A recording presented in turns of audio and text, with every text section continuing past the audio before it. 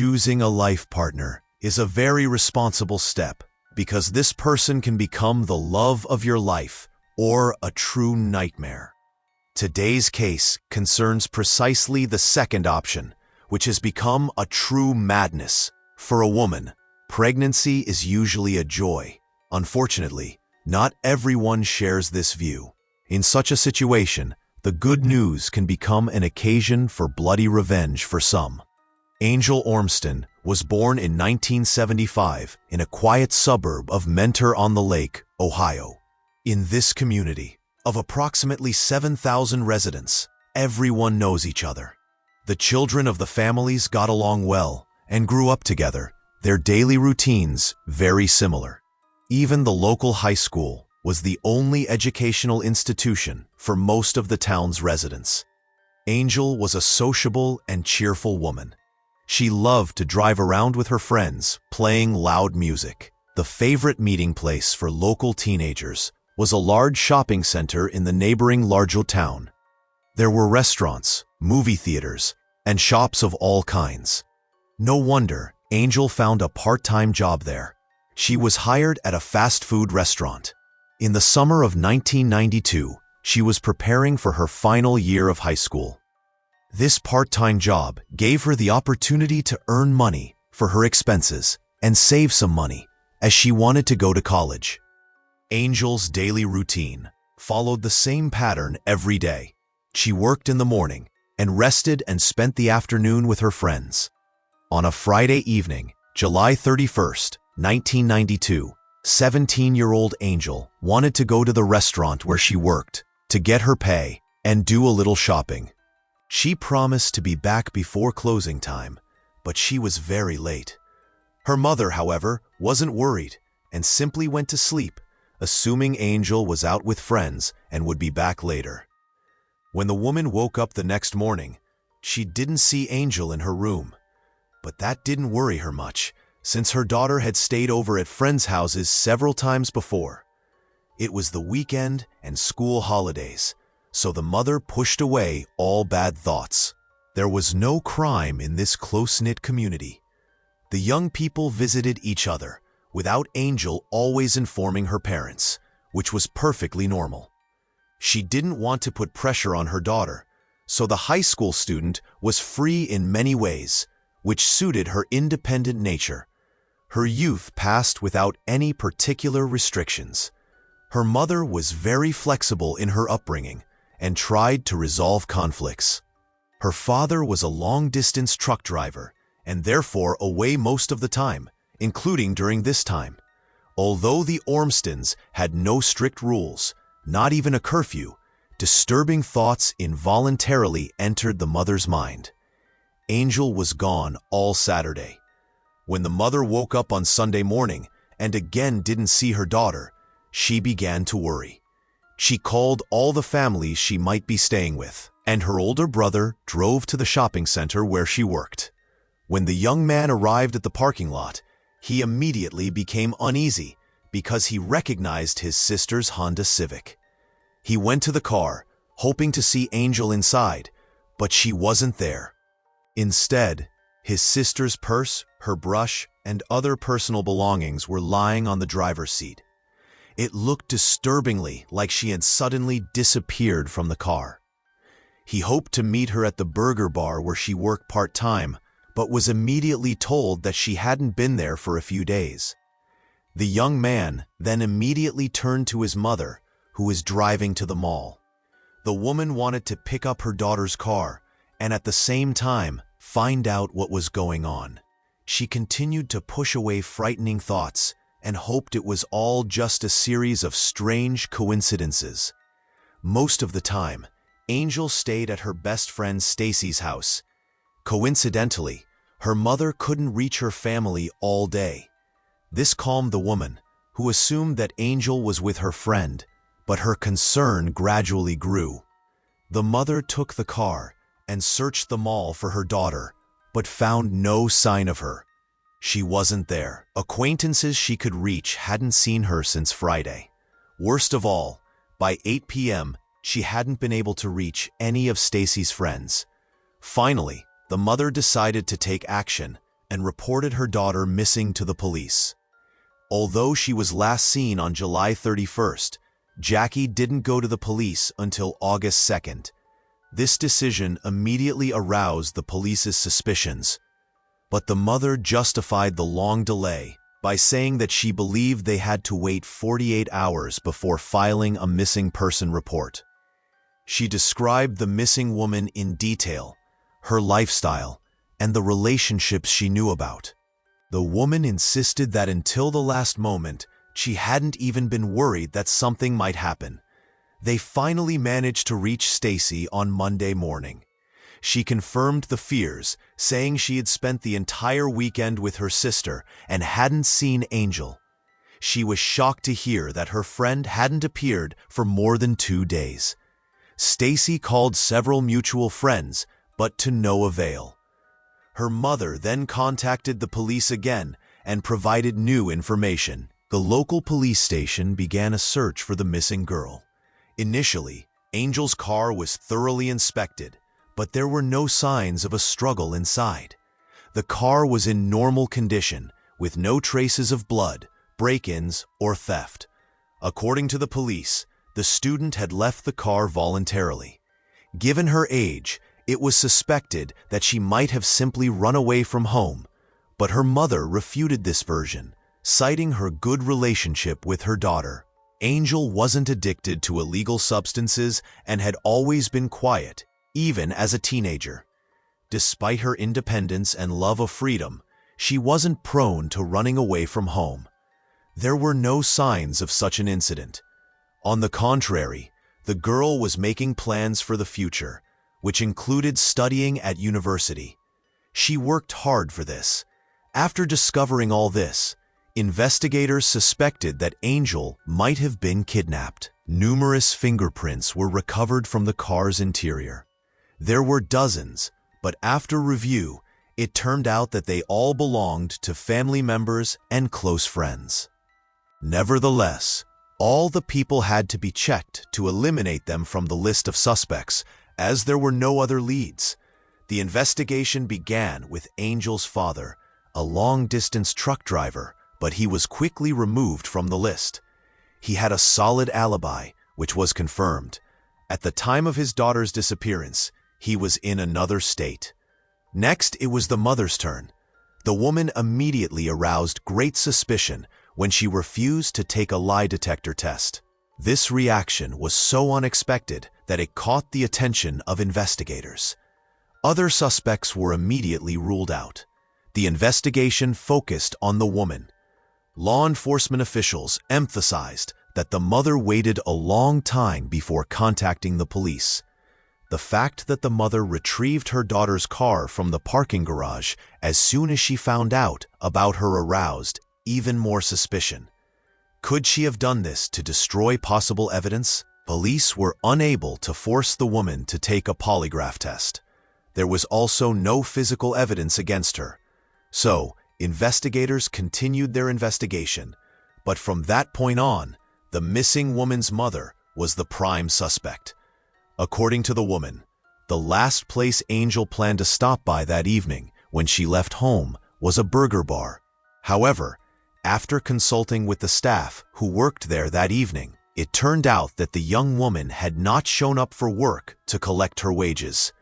Investigators took advantage of the situation and decided they immediately began to gather further information from the young woman's colleagues. They immediately ruled out the mother as a suspect, as the missing woman had a good relationship with her family, but they put forward several hypotheses. The most interesting of these was a reference to a former manager known for his inappropriate behavior toward female employees. They suspected that the young man had observed them changing into their work clothes. He was later fired for an incident related to sexual harassment. Several local female employees reported that this manager had touched them inappropriately. Police investigated the man and discovered that he already had a criminal record for inappropriate behavior toward minors, which automatically made him the new prime suspect. Other girls confirmed that he paid special attention to Angel. He constantly sought opportunities to get closer to her, stayed alone with her in the kitchen, and made inappropriate remarks about her. When investigators received this information, they even forgot about the missing woman's mother. The former manager was quickly located and questioned. He denied any involvement in Angel's disappearance and stated that he hadn't seen her since they started working together. The young man insisted that he was far away from her hometown on the day she disappeared. He provided his timesheets as an alibi. The document confirmed that he had been at another fast food restaurant that day. Nevertheless, the suspect wasn't about to be eliminated so quickly. Investigators continued to speak with people at her workplace, re-interviewing the burger bar's employees and even the management. This revealed a little secret that Angel had kept from her family. As it turned out, Angel had been fired for systematic lateness. It was true that she was on her way to the restaurant to collect her wages, but it had been her last payment. However, this didn't provide any new clues to explain her disappearance. One by one, all of her colleagues were removed from the list of suspects, as they all had an alibi. The suspected manager and even Angel's mother were also considered unlikely perpetrators. This left the police at a dead end. Even questioning the missing woman's closest friends yielded no new leads. Everyone was stunned at the thought that someone in her circle of friends could harm the missing woman. Angel was gentle, trusting, and always avoided any conflict. But her agreeable nature did not change the fact that a malicious person wanted to exploit her naivety to lure her into a trap.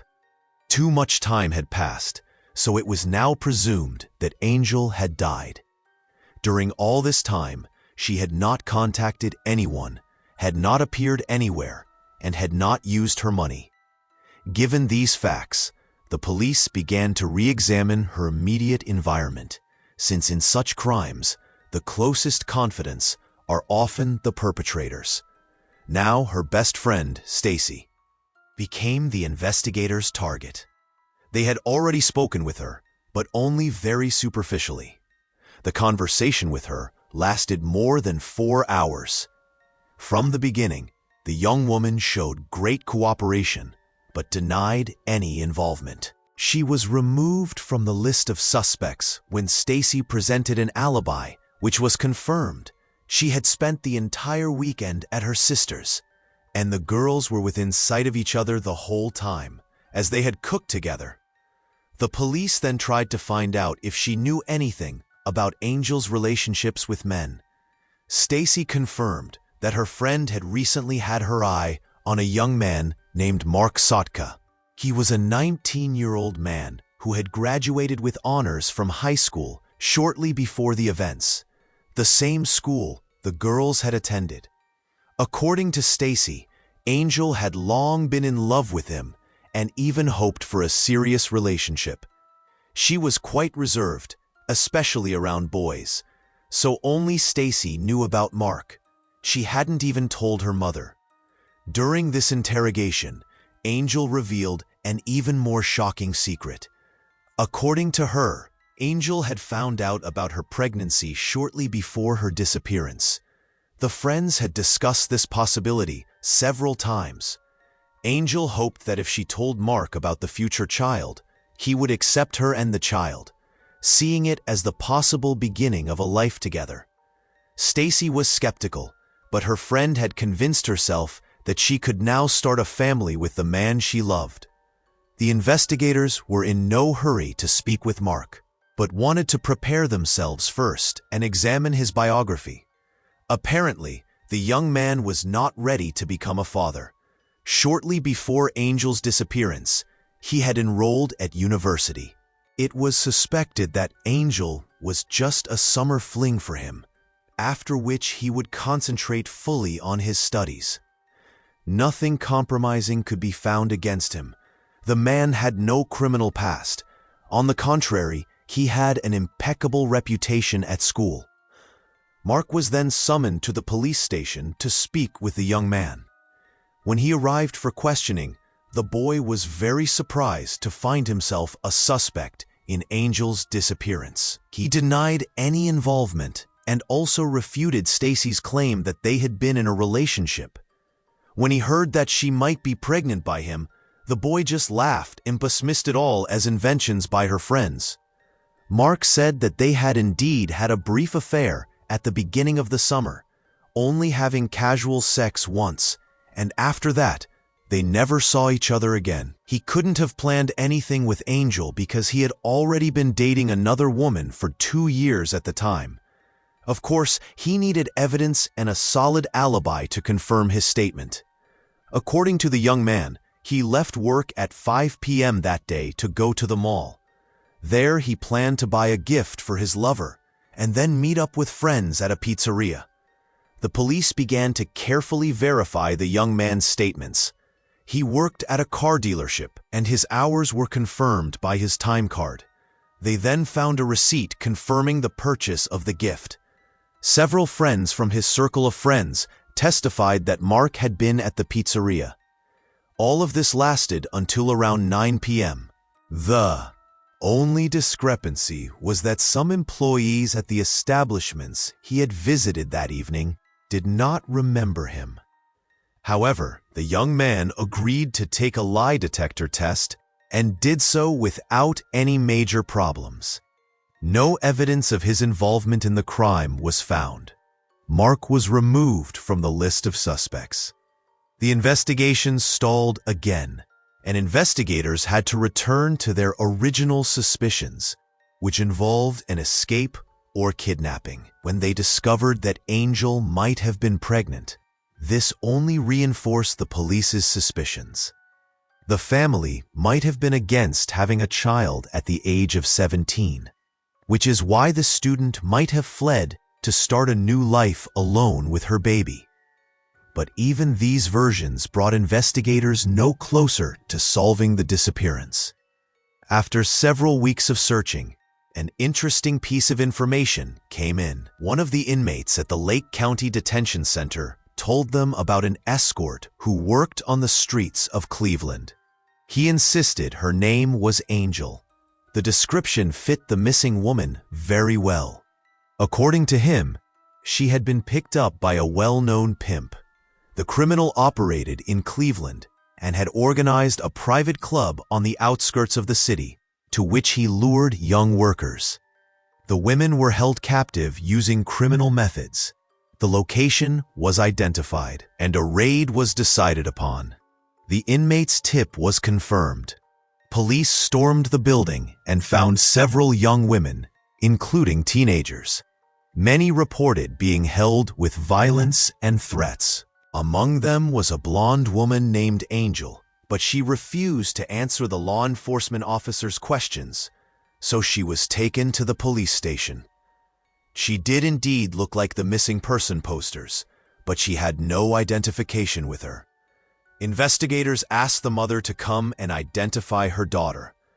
For the woman, this was an opportunity to finally solve the mystery of the disappearance. However, when she arrived at the police station, she immediately realized that another Angel had been arrested. Although the search was unsuccessful at this point, the authorities managed to arrest an entire gang of pimps. Several women who could not be found for a long time were sent home. This prompted the mother to take more active measures. Tired of waiting, the woman turned to the public through local channels, hoping to obtain information. The publication quickly drew attention to Angel's disappearance. The incident became widely known and discussed. The young woman's friends, as well as anyone who cared about her fate, joined the search and distributed thousands of flyers. Charities were involved, and a fund was even set up, offering a $10,000 reward for anyone who could provide valuable information for the investigation. In the following weeks, numerous tips were received by the police. This immediately led to several dozen new lines of inquiry. The investigators carefully examined everything, but without significant results. Then, when Angel's father returned from his trip, the Ormston family decided to hire a private investigator.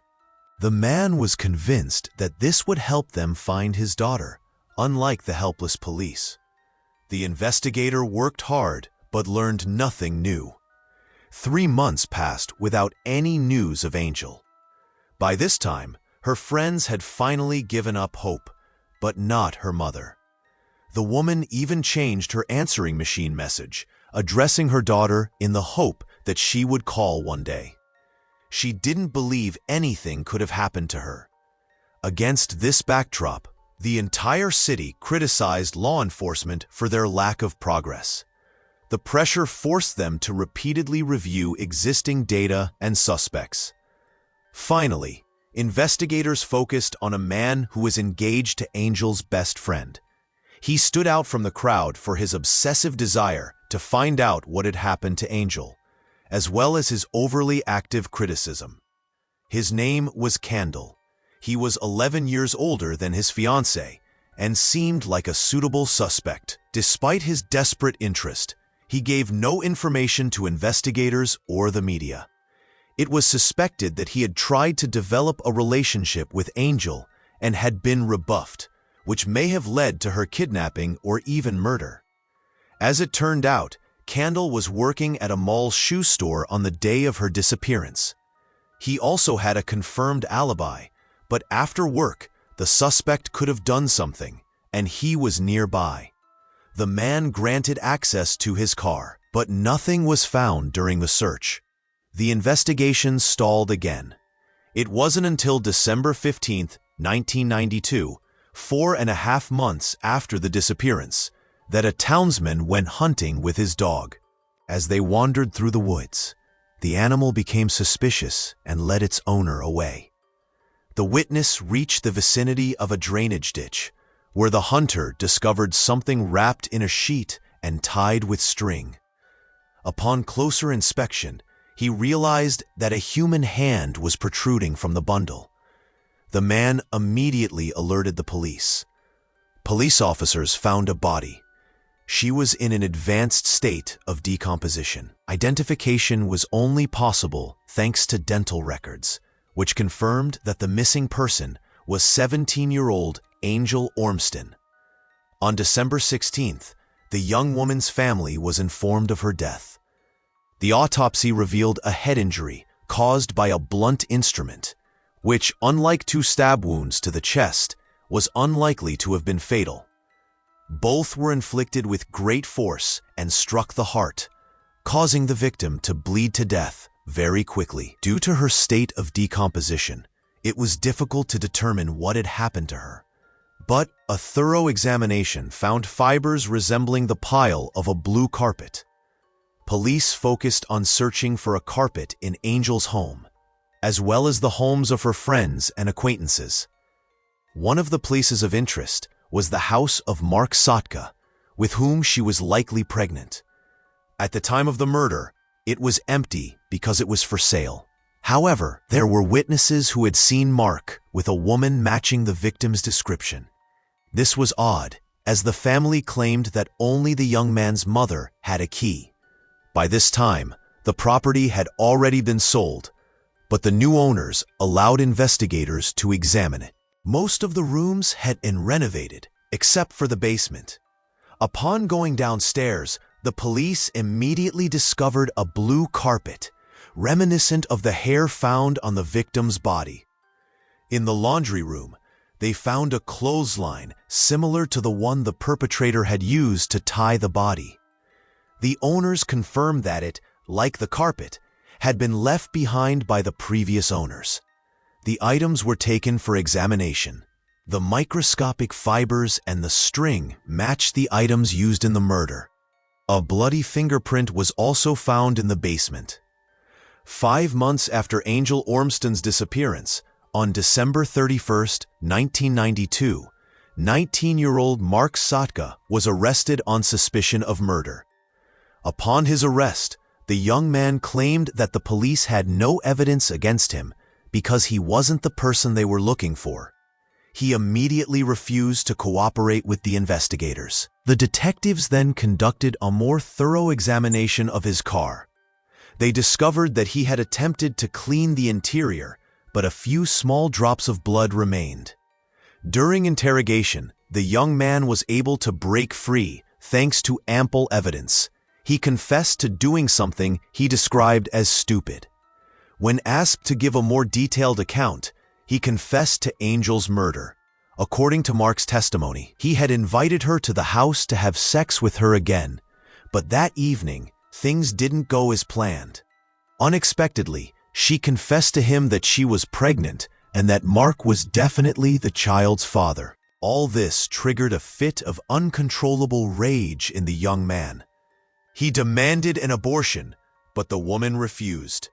An argument ensued. Angel threatened him with trouble, whereupon he punched her several times in the face.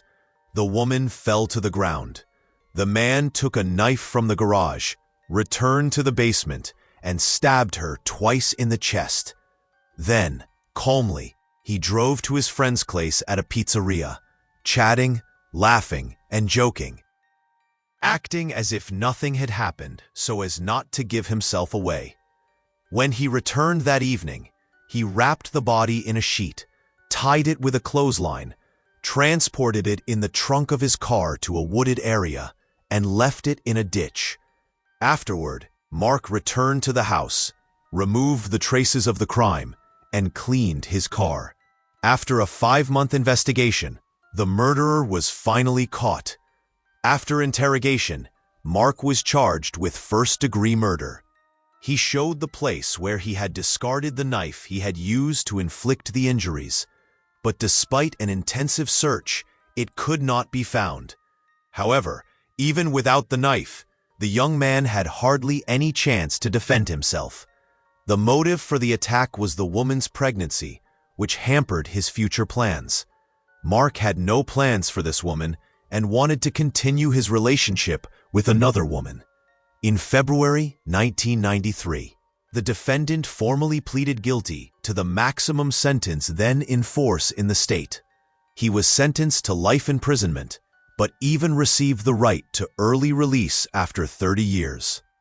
The Ormston family noticed that he showed no remorse or compassion even after the verdict. The young man's complete lack of empathy explained how he managed to fool the polygraph. After that, Mark was put behind bars. After serving 20 years in prison, Mark Sotka took advantage of an old Ohio law that entitled him to an initial early release hearing after serving 2/3 of his minimum sentence. Upon learning of this, Angel's family and friends intensified their efforts to prevent the young man's release. These efforts were successful. His release was denied. In July 2023, after serving all 30 years, he appealed to the parole board again. But this time too, the victim's family resisted. Mark Sotka is still incarcerated. Angel's family addressed the media and declared this a major victory for them. The mother emphasized that the Ormstons would do everything they could to keep the killer behind bars and would never forgive Mark Sotka, as he never apologized or showed remorse for his actions in killing Angel and her baby. Thank you for watching, and take care of yourselves.